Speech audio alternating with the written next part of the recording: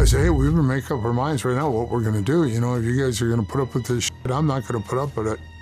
So I'm going to do whatever I have to do. In 2024, a $10 billion cartel operation allegedly vanished overnight in Texas. No federal agency took credit. No arrests were made. But online forums exploded with an impossible story, that the Hells Angels Motorcycle Club had done what the government wouldn't. The Texas Reckoning. That's what they're calling it online. It started not with a press conference or police report, but with whispers deep inside internet forums and biker communities. A murmur that something unbelievable had allegedly gone down on the Texas border. An operation so massive, so explosive, that even cartel watchers went silent for days. According to social media posts, the Hells Angels, the same motorcycle club that mainstream America considers a relic of the 1970s, had supposedly brought down a multi-billion-dollar cartel lab network stretching from Laredo to McAllen. Now here's where it gets interesting. Nobody could agree on why this allegedly happened. Some claimed it was revenge. Others swore it was business. But those sharing the story online called it something else entirely, a reckoning. Because if true, this wasn't just a fight between bikers and drug traffickers. It would represent a collision of codes, between the old-school outlaw brotherhood of the Hells Angels and the cold, faceless machinery of cartel power. The story began with one man whose name few outside the biker world would recognize, Charles Pee Wee Goldsmith, a real former Hells Angels member who gave interviews to outlets like Vlad TV years ago, offering rare glimpses behind the leather and legend. In those documented interviews, Pee Wee was reflective, older, calmer, carrying the weight of someone who'd lived through decades of chaos. But if you listened closely, you could hear something beneath the surface, a code, a set of principles about loyalty and honor. According to multiple online sources, that same man would allegedly become the architect of one of the most daring and mysteriously unreported operations in modern criminal history. At least, that's what the internet claims. According to posts on now-deleted forums, the first signs came in late March 2024. Social media users from rural Texas began sharing stories about unmarked trucks moving at night, headlights off, following dry riverbeds that ran south toward the border. One alleged account from a rancher in Zapata County, shared anonymously online, claimed he thought it was federal agents on a sting operation. They moved like they were trained, the post read, quiet, organized, but they weren't border patrol. The story continues that when dawn came, the trucks were gone, but the air was thick with dust and smoke. Then came reports of a blackout. Unconfirmed social media posts claimed 3 small towns went dark for nearly 2 hours. Power stations allegedly overloaded without explanation, and when the lights came back on, local scanner enthusiast groups reported unusual chatter. But here's what makes this legend fascinating. There were allegedly no mugshots, no press briefings, no federal agencies taking credit. In fact, according to the story, there was nothing official at all. The first tangible piece of evidence cited by believers came from a cell phone video, allegedly shaky and low resolution, that was uploaded to a biker forum before being deleted. Users who claimed to watch it before removal said the footage, recorded from a semi-truck cab, showed a line of motorcycles cutting through the desert at night, headlights burning in formation. Commenters who said they recognized riding patterns claimed they were from different Hells Angels chapters, Vegas, San Francisco, even Minnesota. That detail alone raised eyebrows. Those regions rarely collaborate on anything, let alone in cartel territory. When one forum user allegedly asked, "What are they doing that far south?" another supposedly replied, "Cleaning up what the feds won't." That's when the online theories began spiraling out of control. Some Reddit posts claimed a Texas cartel faction had crossed the wrong people, hijacking Hells Angels meth supply lines that stretched into Nevada and California. Others on Twitter theorized it was about vengeance, that a young member's family had been targeted. Whatever story people wanted to believe, the numbers being thrown around were staggering. By the time the online dust settled, discussion threads claimed 8 separate cartel production sites were allegedly destroyed. Some Spanish-language social media posts hinted at industrial-scale chemical facilities hidden in remote oil field properties, masked as drilling sites. Unverified sources pegged the total value of the allegedly dismantled operations at $9.80 to $10.30 billion in street value. But here's the part that caught everyone's attention and what makes this story so controversial: not a single law enforcement agency took credit or even acknowledged these events occurred. It was as if the entire alleged event had been erased from official record. Drop a comment: do you think this really happened, or is it just an internet legend? Let me know below. That's when internet sleuths started connecting dots back to Pee Wee Goldsmith. In his documented interviews from years ago, Pee Wee talked about a deep divide in biker culture, between old codes of respect and loyalty versus a new generation becoming entangled in cartel business. He spoke about it like a disease. In one verified interview clip, when asked about Hell's Angels and drug dealing, he said, "Not really. Not really," suggesting there were lines that shouldn't be crossed. According to the legend, in Texas in the spring of 2024, that line was about to be redrawn in fire. The first mainstream outlet to allegedly touch the story was described in social media posts as a small independent paper out of Corpus Christi. Online users claimed their headline was simple, "Unexplained explosions near border tied to biker activity," sources say. According to the legend, within 48 hours, the piece vanished from their website.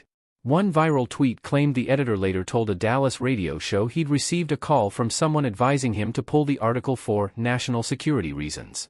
If the reports circulating online were true, this would represent an unsanctioned, off-the-books operation, a network of former and current Hells Angels who'd allegedly decided they'd had enough of cartel power bleeding into their world.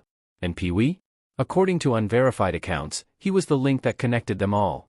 Social media posts from people claiming to be former members said he'd kept in touch with Angels chapters long after leaving. Some even alleged he'd acted as an advisor, someone younger members still respected. It's that supposed network that online investigators believe might have made the alleged Texas raids possible. By 2024, verified reports from both state and federal agencies did show a dramatic spike in cartel-linked meth distribution networks along the I-35 corridor, exactly where Hells Angels support clubs had historically operated. Some analysts theorized online that cartels had begun using existing biker infrastructure, warehouses, transport routes, and club-owned garages to launder money and hide contraband. If that rumor reached traditionalist bikers still loyal to the old code, it might have felt like betrayal. And in that world, betrayal has consequences. By mid-April, the rumors had turned into a digital storm. No one agreed on what had really happened, only that something felt different. One interesting detail, a custom seizure report that was genuinely leaked to journalists listed several freight containers found abandoned near Laredo, containing scorched laboratory equipment and barrels of untraceable chemicals. Then, according to forum archives, a new account appeared online using an old Hells Angels slogan as its handle, AFFA 1979, a forever, forever Angels.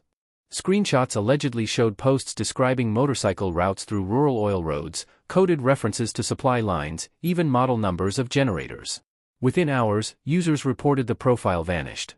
That single appearance lit the internet on fire. Every major outlet from Vice to Reuters Mexico sent reporters south, but when they arrived, locals reportedly wouldn't talk. Meanwhile, FOIA requests began flooding into the DEA and Homeland Security. The official response was consistent: "We can neither confirm nor deny the existence of any operations fitting that description."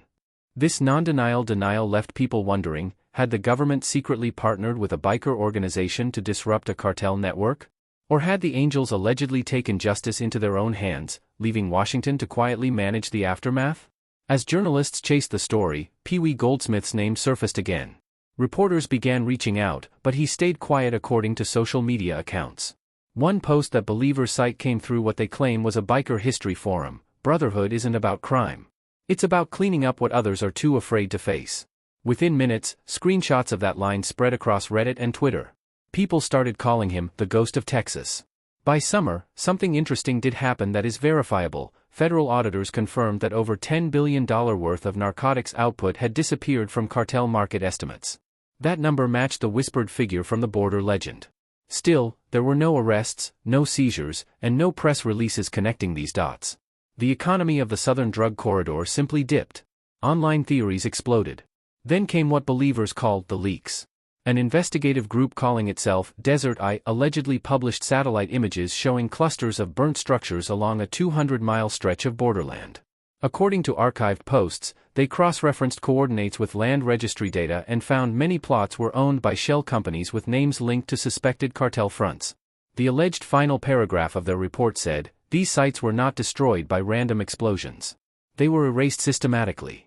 According to the legend, within days the group's website went offline and its founder's social media accounts were wiped clean. By August, online observers noted two undeniable facts. 1. Cartel output had measurably dropped by billions, this is documented. 2. The biker community had gone completely silent when approached for comment. When a journalist from Rolling Stone allegedly approached several Hells Angels chapters, the response was reportedly consistent: "No story here." Soon, law enforcement analysts began noting another shift in verified police reports, where cartel activity once dominated southern freight routes. Motorcycle convoys were now more visible, not with drugs, but apparently with goods for local communities, food deliveries, storm relief shipments, charity runs. It looked like good PR, but according to insider forum discussions, it was more than image building. Meanwhile, Washington could no longer ignore the online rumors. A joint statement from the DEA, ATF, and Homeland Security finally appeared in late September 2024, unsanctioned activity near the southern border. At this time, there is no evidence linking any domestic organization to those claims. Which, of course, convinced no one online. If anything, it made the legend stronger. That same week, according to social media posts with photos, Pee Wee was photographed in Arizona, his first public sighting in months. A reporter allegedly asked if he had anything to say about the Texas rumors. According to the widely shared account, he just smiled and said, "Some messes clean themselves up." And then he rode away. As months passed, the myth hardened into something that felt like modern folklore. When the dust settled, the real battle didn't happen on the border. It happened online. Within weeks, the so-called Texas Reckoning had become a digital wildfire. TikTok creators spliced footage of motorcycles under desert moons. Podcasters built entire seasons around the mystery. One headline from a blog called The Daily Ledger asked the question everyone tiptoed around: did the Hells Angels just do the government's job? For law enforcement, that headline was a nightmare, because it wasn't just speculation anymore. It was a narrative. And in an age where narratives move faster than evidence, perception becomes reality. The DEA's regional office in Dallas tried to address the flames with a press conference. Agents read a statement saying the rumors were grossly exaggerated. But journalists counted, the word rumors appeared 15 times and no comment appeared 22 times. By the time cameras cut, the denial sounded less like confidence and more like deflection. Meanwhile, independent reporters were circling. One of them, Marisol Garcia, a freelance investigative journalist who had covered the Juarez cartels for nearly a decade, traced a paper trail everyone else had missed, a chain of seized trucking permits leading to shell companies in Nevada, companies with quiet ties to Hells Angels support clubs. She described it to Lone Star Public Radio as a ghost economy built on legitimate paperwork and illegitimate silence. Garcia's findings didn't prove anything criminal, but they painted a picture of a network theoretically capable of moving equipment, fuel, and people without triggering alarms. Across the border, Mexican news outlets were equally confused. A columnist for El Norte wrote that regional cartels were temporarily disorganized. Production had fallen. Money laundering fronts were liquidating assets. But rather than claiming responsibility, cartel spokesmen blamed American interference. By midsummer, new voices entered the story online. A former ATF analyst speaking under a pseudonym told one interviewer, "You can't write that on a government budget request, but you can look the other way." That single quote reignited everything. Viewers didn't hear conspiracy. They heard confirmation. And in the middle of the noise, one voice kept reappearing, Charles Pee Wee Goldsmith. While the internet turned his documented words into prophecy, real investigators started noticing patterns. Insurance filings, shipping manifests, and port records showed a synchronized withdrawal of certain chemical imports, the same ones used in meth production. That suggested planning, funding, and possibly an inside source. Yet every agency contacted insisted the data was under review. Privately, one customs officer admitted to a journalist, "If someone wanted to disrupt the supply chain without firing a shot, this is exactly how you do it." That comment aired on late-night radio and pushed the story back into headlines. Meanwhile, within biker culture, something remarkable was happening. Chapters that had operated independently started hosting unity rides, open public events drawing thousands of riders from rival clubs. Officially, the gatherings were about charity and highway safety. Unofficially, they were about solidarity. The media called it the peace season. In early autumn, Pee Wee resurfaced again, this time on a long-form podcast recorded somewhere near Lake Havasu. He sounded calm, almost philosophical. People forget that loyalty cuts both ways. If the system doesn't protect you, you protect the system that still works, the one built on trust. The host asked if he was referring to the Texas rumors. He laughed, "I'm referring to people finally remembering what trust feels like." That alleged audio clip went viral within hours. Back in Washington, congressional aides quietly drafted memos about non-state actors influencing cross-border stability. None mentioned bikers by name, but the timing was clear. A classified oversight review allegedly concluded that unknown domestic parties had disrupted several cartel networks without federal coordination. The review's language was almost admiring. But the public never saw that report. It allegedly leaked months later through a whistleblower site under the title The Rogue Alliance. Economists began tracking real ripple effects. Ports in California reported record surpluses in legitimate freight. Border communities saw influxes of cash from new logistics companies, all registered within weeks of the alleged Texas event. Those companies specialized in recovery services, cleaning, reconstruction, infrastructure repair. To outside eyes, it looked like an honest business boom. To suspicious observers, it looked like a cover operation. By late autumn, the Texas reckoning had shifted from rumor to policy problem.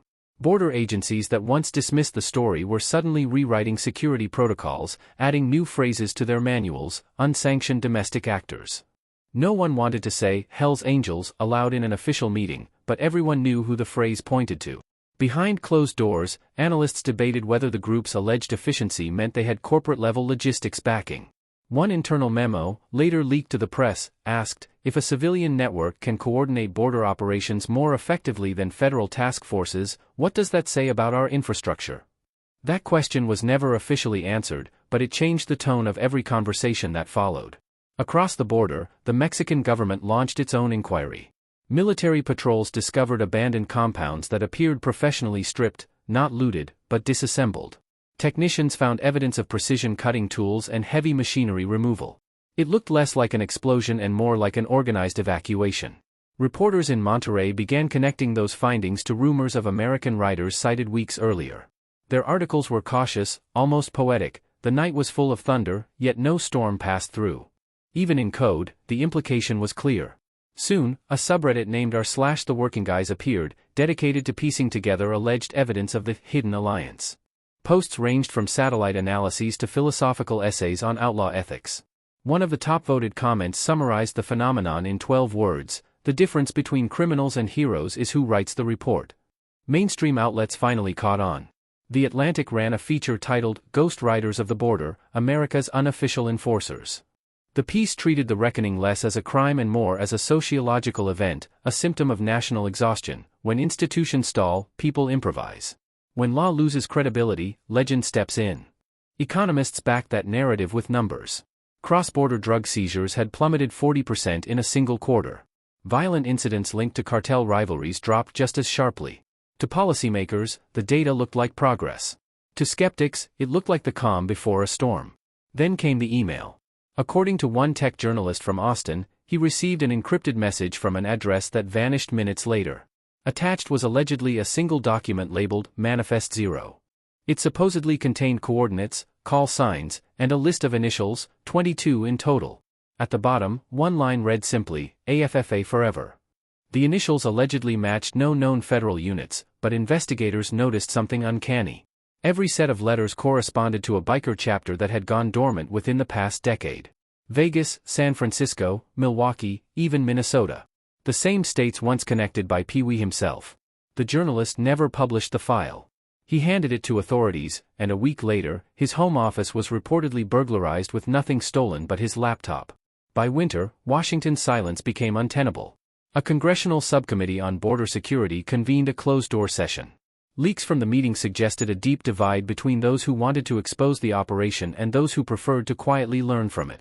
One staffer was quoted off-record, if a group of civilians shut down $10 billion of illegal trade, maybe the question isn't who did it, maybe it's why they had to. That statement leaked and turned into a rallying cry across social media. Within days, #WhyTheyHadTo was trending worldwide. Pee Wee, for his part, stayed largely off-grid. Occasionally, he appeared at veterans' charity rides, smiling for photos but refusing interviews. When reporters shouted questions, he'd wave them off with humor, "Boys, I just fix bikes. The rest is noise." Then something unexpected happened. In January, a think tank released a white paper titled Parallel Security Networks. It argued that citizen organizations with disciplined internal codes could complement official agencies during crises. One chapter, written anonymously, described the Texas events in thinly disguised allegory, replacing bikers with regional volunteer corps. But the descriptions matched too closely to fool anyone. The author concluded, order maintained by trust may outperform order maintained by bureaucracy. That sentence ignited debate on cable news. Was the reckoning an act of rebellion or a blueprint for reform? As policymakers argued, border towns quietly prospered. Local businesses reopened, crime statistics dipped, schools reported record attendance. No one could pinpoint a single reason. A mayor in one dusty Rio Grande town offered his theory to a visiting reporter: when people believe somebody's watching out for them, even a myth, they behave better. Whether the watchers were real or not didn't seem to matter. The legend itself had become a stabilizing force. In early spring, another fragment surfaced. A declassified satellite photo showed a convoy of motorcycles escorting semi-trailers north through the desert. Officials said it was old footage from a charity event. Online sleuths pointed out the timestamp, one day after the alleged border cleanup. Coincidence? Maybe. But to believers, it was the missing frame, the closing credits to a story no one was supposed to film. By the time the calendar turned, the Texas reckoning had become pure folklore. There were no trials, no arrests, no names on official record. Only whispers and digital footprints scattered like tire tracks in desert dust. The public wanted a face, a confession, a single voice to make sense of the myth. And eventually, they got something close. In April, a video appeared on a small video sharing site. It was simple: one camera, one man sitting beside a gleaming motorcycle under an old neon sign that read "Roadhouse Service." The man looked older, but his voice was unmistakable to those who'd followed the story. "I've been hearing stories about ghosts in Texas," he said, smiling faintly. "If you find one, tell him he left the place cleaner than he found it." The clip lasted less than 2 minutes. There were no dates, no location tags, and before it could be downloaded, the account disappeared. Still, viewers captured it, mirrored it, and within hours, the words had been transcribed across every platform. News anchors debated whether the video was authentic. Experts compared voice patterns, but everyone who'd followed the story already knew it resembled Pee-wee. After the video, the discussion changed tone. It wasn't about evidence anymore. It was about meaning. Talk shows invited sociologists to analyze why people believed in a figure who never asked for belief. One professor called the phenomenon a modern American folk epic. He explained that in a world of headlines and bureaucracy, people needed stories where morality was simple, loyalty rewarded, betrayal punished, and justice delivered by human hands instead of paperwork. Meanwhile, journalists kept chasing leads. A freelance photographer discovered a storage facility outside Phoenix, registered to a defunct motorcycle charity. Inside were crates of tools, generator parts, and faded maps of southern Texas marked with red circles. He published the photos online. Within days, the storage unit was emptied and the lease canceled. When asked who cleared it, the landlord shrugged. They showed papers. Government papers, maybe. Or something that looked like it. That phrase, "something that looked like it," became a headline itself. In Washington, hearings resumed. Members of Congress demanded to know if any federal agencies had secretly coordinated with civilian organizations. Officials denied everything but offered little else. The tone was defensive, almost weary. One senator summarized the dilemma perfectly: either we've been outperformed by volunteers, or we're covering for them. Pick your scandal. The session ended with no conclusion, but the transcript leaked, feeding the legend further. Out on the road, bikers noticed something else. Strangers were waving. Families stopped at gas stations to thank riders for keeping the border safe. Restaurants offered discounts to anyone wearing club colors. For the first time in decades, the public image of the biker shifted from outlaw to guardian. Then quietly, a letter surfaced, handwritten, scanned, and posted to a private collector's blog dedicated to motorcycle history. It was signed simply, CG. The writer reflected on decades of brotherhood and the cost of staying loyal to a code when the world changed around it. "There's a difference between fighting and fixing," the note read. "Sometimes you fix by walking away. Sometimes you fix by riding back in." Authentic or not, it read like a farewell. As summer rolled in, the Texas desert returned to silence. Wildflowers grew where the mysterious compounds once allegedly stood. Local farmers said the soil smelled cleaner than before. Like rain on metal, one woman told a documentary crew. The state eventually declared the land reclaimed for conservation. No one ever traced the paperwork that made it official. But late at night, truckers still reported seeing long lines of motorcycles cutting through the dark, moving in perfect formation, engines humming in unison. Maybe it was charity riders. Maybe it was something older, keeping watch. In September, a historian from the University of Nevada published a paper analyzing the reckoning as modern folklore. He argued that the entire saga had become a language of accountability, a story people used to express frustration with institutions without losing faith in humanity itself. He concluded, whether it happened exactly as told doesn't matter. What matters is that people believe someone, somewhere, stood up. The quote trended for days. It was printed on posters, used in campaign speeches, and whispered at biker gatherings like a prayer. Months later, a tourist driving through rural Texas pulled into an old gas station to photograph the desert sunset. Inside, behind the counter, an elderly man with a white beard asked if she needed help. She pointed to a rusted patch framed on the wall, a faded red and white emblem with the letters AFFA beneath a winged skull. "Is that real?" she asked. The man smiled, wiped his hands on a rag, and said, "Depends on what you mean by real." She laughed, paid for her fuel, and drove away. When she checked her phone later, she realized it hadn't recorded a single second of video inside the shop. The legend never ended. It just downshifted into memory. Every so often, another rumor would surface. A mysterious convoy heading south. A cartel front suddenly bankrupt. An unmarked storage yard burned to its foundation. Each time, the headlines would echo the same phrase, "The road still rides." Whether those stories were truth or tribute didn't seem to matter anymore. What mattered was that somewhere out there, beneath the roar of engines and the endless Texas sky, the idea lived on, that ordinary people, bound by loyalty and courage, could still change the course of power. And maybe that's why the world still talks about the Texas reckoning. Not because of what was lost, but because of what it reminded everyone could be won: respect, unity, and a sense of honor that refuses to fade, even when the road does. Months after the world stopped arguing about whether the Texas reckoning had been real, something quieter began to happen: reflection. Think pieces appeared on news sites, biker blogs, even in academic journals. Each author came at the story from a different angle, but they all circled the same question: what does loyalty look like in a country that's forgotten how to trust? Sociologists compared the alleged code of the road to community defense networks. Business writers treated it as a case study in decentralized organization. A few lawmakers even floated the idea of inviting civil volunteer networks to sit on border safety advisory boards. Publicly, the proposals died in committee. Privately, the conversations didn't stop. One retired law enforcement officer simply said, "If people think someone's watching the line, they sleep better." Maybe that's enough. In film circles, the legend turned into art. Independent directors shot documentaries blurring fact and fiction. A streaming service announced a limited series titled Reckoning Road. When asked if he'd participate, Pee-wee's old friends declined, saying the story belonged to the road, not Hollywood. But on opening night of the first screening, a bouquet of red roses and a worn leather patch appeared on the theater's steps. No one claimed them. Meanwhile, the places that had once been deserted were alive again. Small towns near the border held annual Road Brotherhood festivals, half charity, half reunion. Families set up food stalls. Veterans rode in parades. School bands played old rock songs under banners that read, "Respect, Loyalty, Honor." Local police didn't mind the noise. One sheriff told a reporter, "If legends bring tourists and calm, I'll take legends over trouble any day." So what's the truth?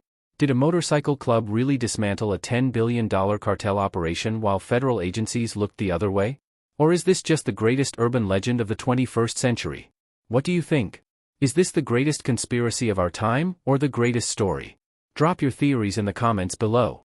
And if you want more deep dives into modern legends and unexplained events, subscribe and hit that notification bell. Because the road keeps riding, and so do the stories. Thanks for watching. Subscribe for more investigative content.